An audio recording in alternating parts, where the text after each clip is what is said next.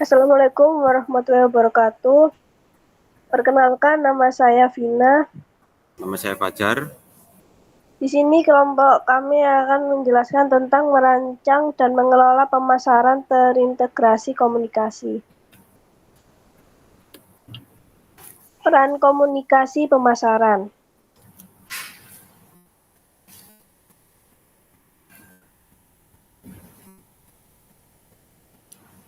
Komunikasi pemasaran adalah sarana yang digunakan perusahaan untuk menginformasikan, membujuk, dan mengingatkan konsumen secara langsung atau tidak langsung tentang produk dan merek yang mereka jual. Komunikasi pemasaran bekerja dengan menunjukkan kepada konsumen bagaimana dan mengapa suatu produk digunakan oleh siapa, di mana, dan kapan. Lingkungan komunikasi pemasaran yang berubah.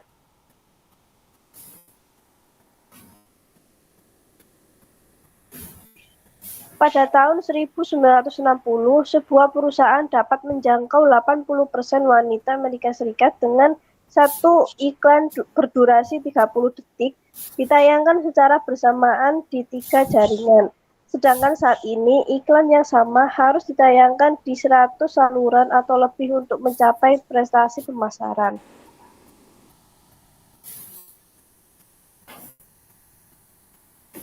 Mengembangkan komunikasi yang efektif. Yang pertama, mengidentifikasi audiens target, menetapkan tujuan komunikasi, dan memilih saluran komunikasi. Menetapkan tujuan komunikasi.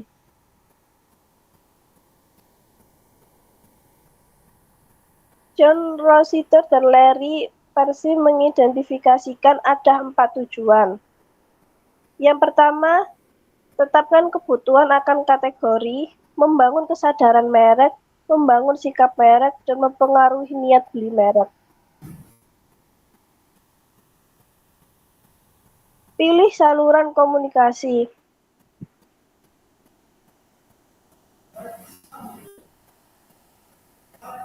Memilih sarana yang efisien untuk menyampaikan pesan menjadi lebih sulit karena saluran komunikasi menjadi lebih terfragmentasi dan berantakan.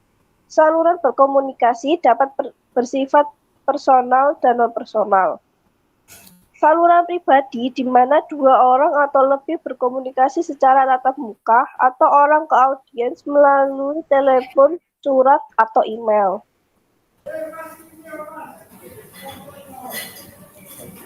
Perbedaan saluran komunikasi sosial dan saluran komunikasi ahli.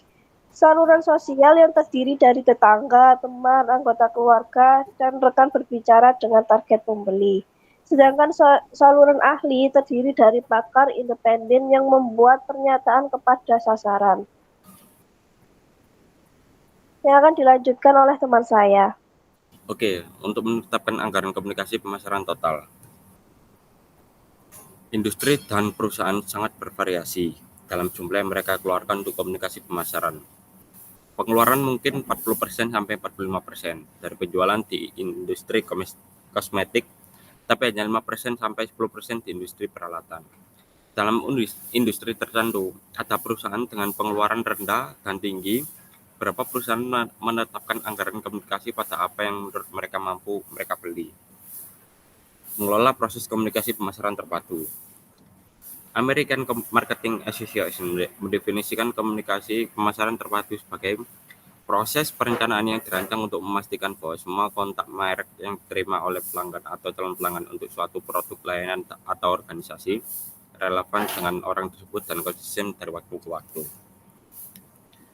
Proses perencanaan ini mengevaluasi peran strategi dari berbagai disiplin komunikasi dan menggabungkan dengan mulus untuk memberikan kejelasan, konsistensi, dan dampak pesan yang maksimal.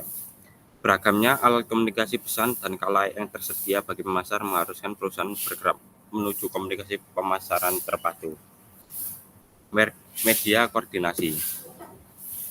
Setiap pemasar harus menggabungkan saluran komunikasi pribadi dan non-pribadi di kampanye, multi kendaraan, multi tahap untuk mencapai dampak maksimum dan meningkatkan jangkauan.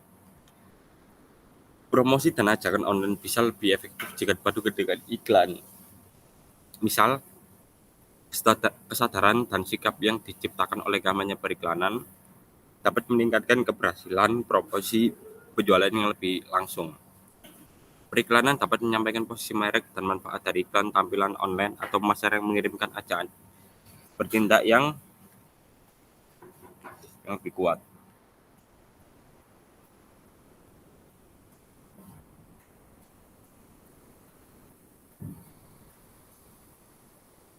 Oke, baik, sekian presentasi dari saya. Assalamualaikum warahmatullahi wabarakatuh.